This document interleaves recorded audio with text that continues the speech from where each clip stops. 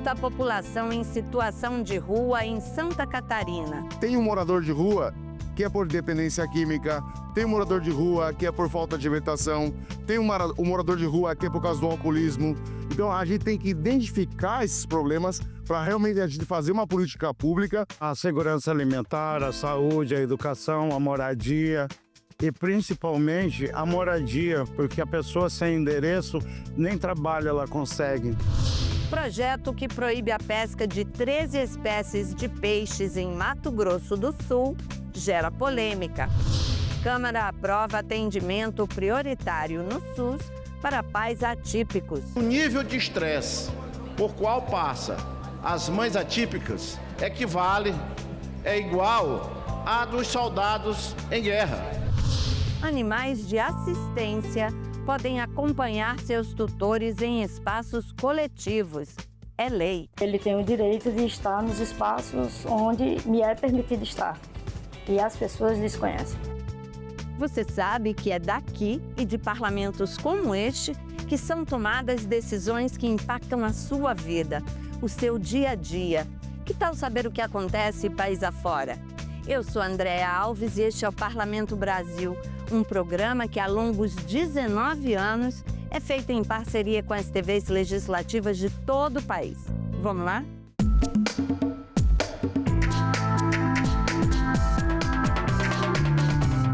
A população em situação de rua representa um desafio mundial. Estima-se que 150 milhões de pessoas vivam nas ruas em todo o mundo. Aqui no Brasil, cerca de 330 mil indivíduos estão nessa situação, um aumento de 25% no último ano. A situação é bem complexa.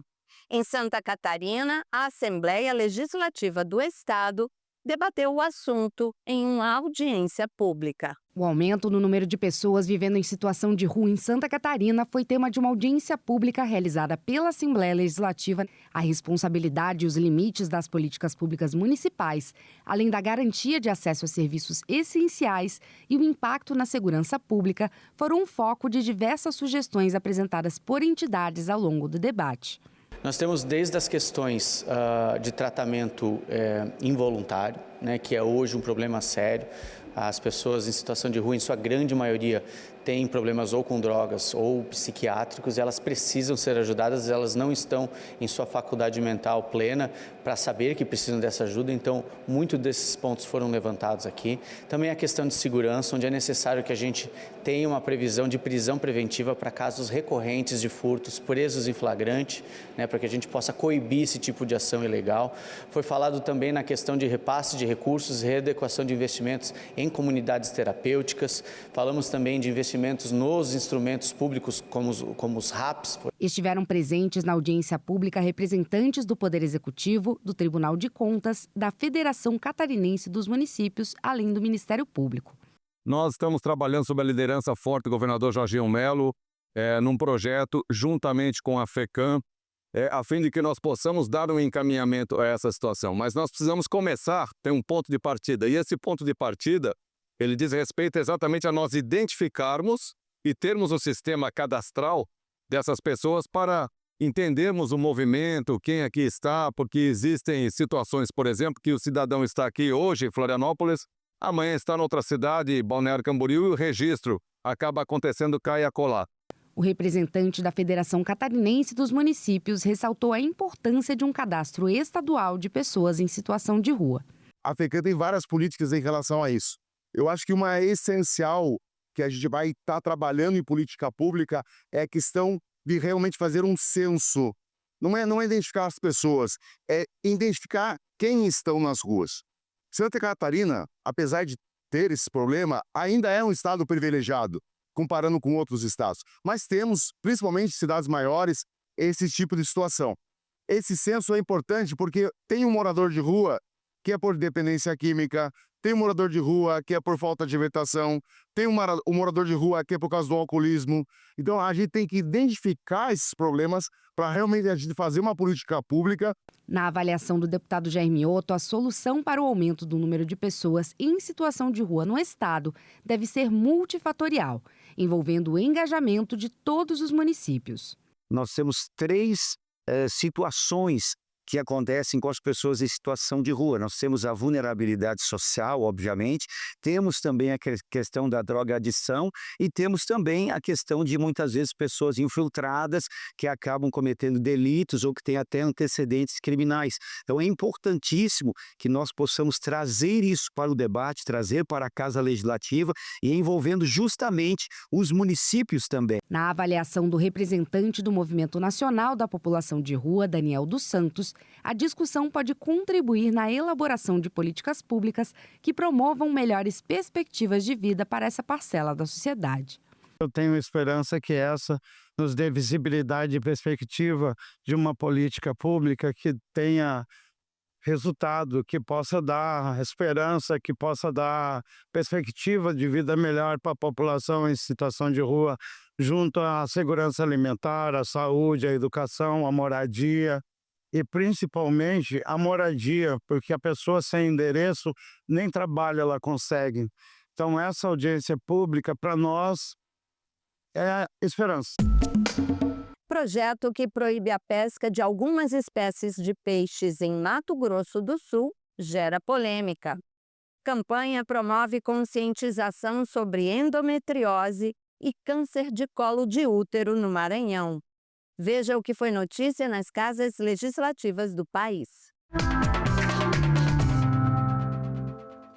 Mato Grosso do Sul abriga mais de 300 espécies de peixes em suas 2 grandes bacias hidrográficas, a do Rio Paraguai e a do Rio Paraná. Com uma biodiversidade rica, o estado se destaca pela pesca esportiva e profissional, o que movimenta o turismo e a economia local. Pensando nisso, o projeto de lei número 275 de 2024, proposto pelo deputado Neno Razucchi, sugere a proibição do transporte, do armazenamento e da comercialização de 13 dessas espécies por um período de 5 anos. A proposta gerou um intenso debate entre membros de setores ligados à preservação ambiental e à sustentabilidade econômica em uma audiência pública realizada na Casa de Leis. Para muitos, o projeto busca proteger os estoques pesqueiros, preservando espécies que são ameaçadas devido à pesca excessiva. Porém, para os pescadores profissionais, a medida representa um desafio econômico significativo, já que muitos dependem da atividade para sobreviver. Essa audiência é para que todos possam dar sua opinião, seu ponto de vista e possamos chegar a um consenso onde possamos, ao mesmo tempo, contemplar os interessados e também preservar os nossos rios. Então, eu tenho certeza que é muito importante a participação do público, das pessoas e dos parlamentares para que comece uma transformação na questão, além de meio ambiente, também dos peixes e do controle de poluição, de como trabalhar os rios do Mato Grosso do Sul. A conversa na recepção do setor de saúde e medicina ocupacional da Alema girou em torno de 2 doenças que afetam a saúde das mulheres. A primeira é o câncer de colo de útero, que, segundo o Instituto Nacional do Câncer, pode chegar a 17 mil casos somente neste ano. A segunda é a endometriose, uma doença que muitas vezes se desenvolve de forma silenciosa e pode levar a consequências graves para a saúde feminina.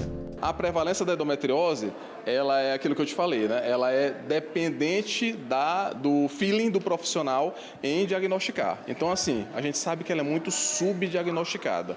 Mesmo assim, ela representa 10% das patologias relacionadas às cólicas e às dores nas mulheres e representa 30% das causas de infertilidade feminina. Então, uma das importâncias da endometriose é exatamente você, mulher, saber que você pode ficar infértil ou ter dificuldade para engravidar se tiver essa doença. Então, procure diagnosticar.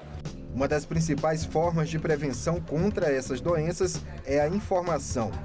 Com conhecimento, as mulheres podem adotar cuidados para o diagnóstico precoce da endometriose, além da prevenção do câncer de colo de útero, enquanto os homens também podem contribuir, incentivando a vacinação e o acompanhamento médico.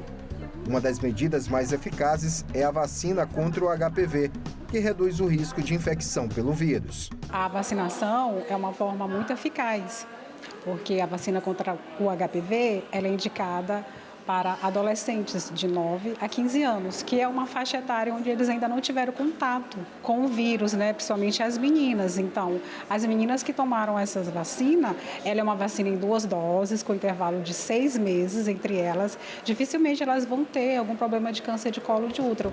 Para alertar e orientar quem frequenta o Parlamento Estadual, a Assembleia Legislativa do Maranhão está realizando a campanha com uma programação que conta com atividades que promovem o bem-estar e a conscientização sobre o câncer de colo de útero e a endometriose. As campanhas mundo afora, elas são bastante focadas nessa questão da conscientização, do saber que existe a doença, para poder ela ser difundida, ela ser democratizada, as pessoas saberem que elas existem e a partir daí se consultarem, porque a gente recebe as pacientes através de uma consulta espontânea, a gente não vai atrás de uma paciente para a gente consultar, não, elas vêm até nós. Então essas campanhas elas são importantes exatamente por isso.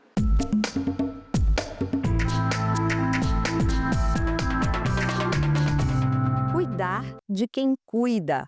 Esse é o objetivo de um projeto de lei aprovado aqui na Câmara dos Deputados. Ele garante atendimento prioritário pelo SUS para pais de crianças com doenças que exijam cuidados especiais. Pais e cuidadores de crianças com doenças raras ou com deficiências que exijam cuidados especiais terão atendimento prioritário no Sistema Único de Saúde. É o que prevê projeto aprovado na Câmara e que segue agora para o Senado. A relatora da matéria foi a deputada Simone Marqueto, do MDB paulista. Aprovamos para que nós tenhamos esse belíssimo projeto no mês das mulheres, cuidar de quem cuida. Esse é um grande papel das mães, que abrem mão da sua vida social, da sua vida de trabalho profissional para estar totalmente dedicado aos seus filhos, que na grande maioria são abandonadas pelos seus maridos. O deputado Wildo Rocha, do MDB do Maranhão, saudou a aprovação do projeto. O nível de estresse por qual passa as mães atípicas é igual à dos soldados em guerra. E isso realmente é um fato consumado. Eu conheço muitas mães atípicas, conheço pais atípicos e sei da dificuldade que é criar um filho com essas necessidades especiais que precisam de uma dedicação total, de uma dedicação em que o pai e a mãe não podem trabalhar, não podem se dedicar às suas atividades laborais e tem que ficar exclusivamente tomando conta dos seus filhos. O deputado paulista Vicentinho, do PT, deu seu testemunho pessoal da luta das mães de crianças atípicas. Além do problema de saúde dela, a minha filha Luana, que mora comigo, é mãe do nosso Bentinho Moura. Bentinho, meu netinho amado, com 5 anos. É do espectro autista. Eu acompanho todos os dias, todas as manhãs, madrugadas e noites, o que é que acontece com o nosso Bentinho amado e o que acontece com a Luana e de maneira também transmitida para o pai, o Adão, para o avô que está aqui, portanto, o avô atípico. Eu sei que é uma guerra cotidiana. Eu sei, para que a gente consiga conviver, proteger, cuidar do Bentinho, como a mãe sofre. A participação dos brasileiros nas atividades do Senado dobrou no ano passado. Foi um número recorde de opiniões, sugestões, críticas. E por trás de toda essa interação está o programa E-Cidadania. Como ouvir a voz das ruas todos os dias? Não basta levar a mensagem, cidadania tem que ser uma via de mão dupla. Foi assim que surgiu o programa que mudou a relação das pessoas com o Senado. E a letrinha antes do nome passa a ideia de eletrônica, modernidade. É cidadania. É cidadania. E-cidadania, não sei como. É o quê? É cidadania. É cidadania. E-cidadania? Afinal, o correto é cidadania ou e-cidadania? A pronúncia pouco importa. Criado em 2013, o portal inaugurou a interatividade, ou seja, a participação popular dentro das comissões, das sessões, dos seminários e eventos do Senado Federal. A procura aumentou tanto que a equipe também teve que crescer. Em pouco mais de uma década, o E-Cidadania recebeu 126.479 ideias legislativas de mais de 70 mil autores. Cerca de 11 milhões e 300 mil homens e mulheres manifestaram apoio. 79 das propostas viraram projetos de lei ou propostas de emenda à Constituição. No momento, a Comissão de Direitos Humanos analisa 120 ideias encaminhadas pelo portal. Hoje, a equipe tem 6 servidores e 7 estagiários para dar conta do recado. No subsolo do plenário das comissões, o time recebe mensagens, divulga convites para sessões temáticas e encaminha perguntas e opiniões para os senadores.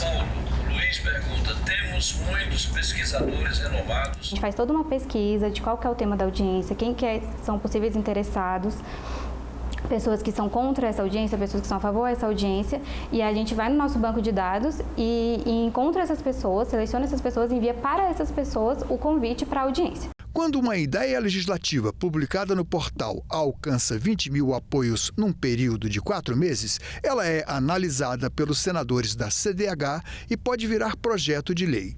O exemplo mais recente é o PL 331 de 2025, que assegura à pessoa com deficiência prioridade para exercer funções que permitam o teletrabalho ou o trabalho remoto. Coordenador das múltiplas atividades do E-Cidadania, Alisson Bruno também organiza a oficina legislativa, que leva às pessoas de diversos setores da comunidade as noções de como elaborar e encaminhar projetos de lei.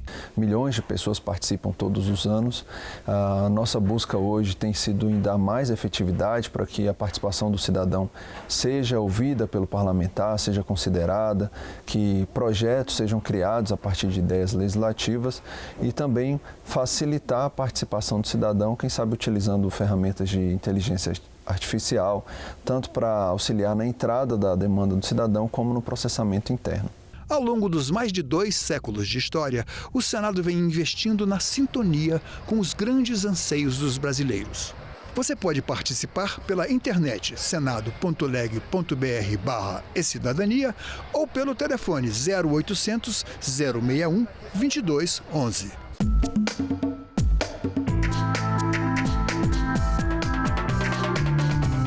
Gente, tem um servidor fofíssimo lá na Assembleia Legislativa de Pernambuco.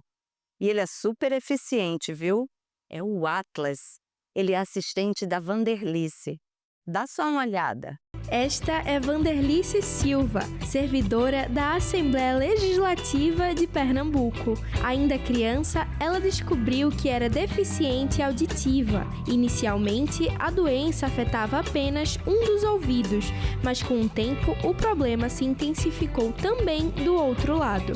Com a evolução do quadro, algumas atividades do dia a dia começaram a se tornar mais desafiadoras. Porque eu não posso relaxar, eu tenho que estar atenta a tudo, porque alguns sons para mim são imperceptíveis, eles são mais difíceis, principalmente se tiver ruído, muito ruído, eu não tenho a capacidade de perceber coisas básicas como uma pessoa chamar meu nome. Para auxiliar a diminuir os transtornos causados pela perda auditiva, Vanderlice agora conta com uma companhia fofa, peluda e de 4 patas. Atlas, um cachorro da raça labrador que recebeu treinamento para atuar como cão ouvinte. Ele é preparado para alertar a tutora sobre sons importantes, como o toque do telefone, e também a avisa quando é chamada por um colega, por exemplo. é um cão que precisa de uma formação, precisa ter conhecimento e é um treinamento muito específico e muitos detalhes a serem trabalhados com o cão, porque esse cão ele é selecionado desde filhote, especificamente para atender aquela função, no caso aqui do Atlas, que é mitigar os impactos de uma pessoa deficiente auditiva. Aqui em Pernambuco, cães de assistência como o Atlas possuem liberdade de circulação prevista em lei. Em vigor desde 2016, a norma garante à pessoa com deficiência que é assistida o direito de acessar e permanecer com o animal em espaços públicos ou privados de uso coletivo, sem uso de focinheira e sem cobrança de taxas extras. A multa para o estabelecimento que descumprir a legislação pode chegar a R$50 mil. Para Vanderlice, é preciso que a medida seja mais divulgada para garantir que o direito seja cumprido. Ele tem o direito de estar nos espaços onde me é permitido estar, e as pessoas desconhecem. Algumas dizem, olha, não entendo, me diga como isso funciona. Ótimo. Outros não, outros acham que ele é um animal doméstico, esse cão foi treinado para suprir necessidades que eu possuo. É fácil identificar um cão de assistência em campo. Eles normalmente trabalham usando um colete, que identifica qual a função de ajuda do animal. Se você der de cara com uma fofura dessas por aí, é preciso tomar alguns cuidados para não atrapalhar o cão e seu tutor. Quando eu me deparar com um cão que esteja com esse colete, eu não posso interagir com esse cão, não posso chamar ele, não posso desviar a atenção dele do seu usuário. Isso é muito importante, porque se eu fizer isso, eu posso estar atrapalhando o trabalho dele. Então, eu preciso respeitar. Fora do horário de trabalho, Atlas gosta de brincar e receber carinho. Mas durante o expediente, esse novo servidor da Alep se mostrou com o perdão do trocadilho, bom para cachorro.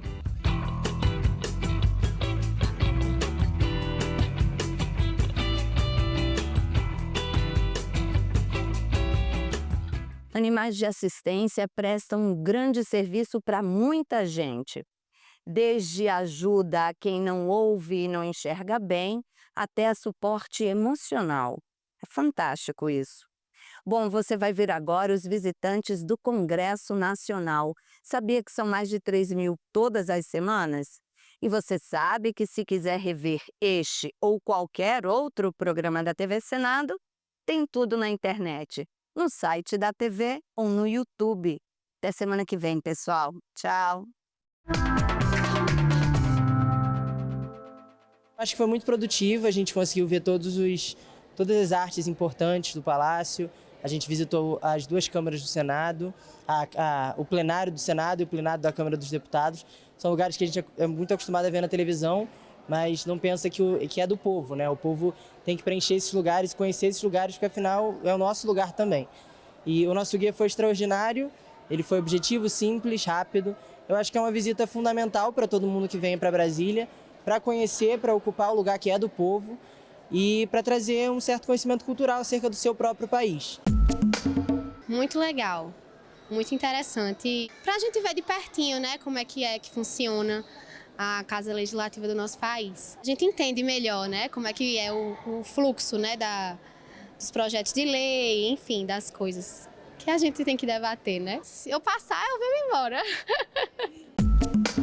Acho muito importante para qualquer brasileiro conhecer e entender como funciona, tanto na parte política, tanto na parte cultural, para ter um conhecimento maior, tanto em alguma eleição futura, saber como funciona os processos e ter mais um conhecimento assim, para ter mais um norte para se guiar na hora de votar e na hora de saber quem escolher para governar o Brasil.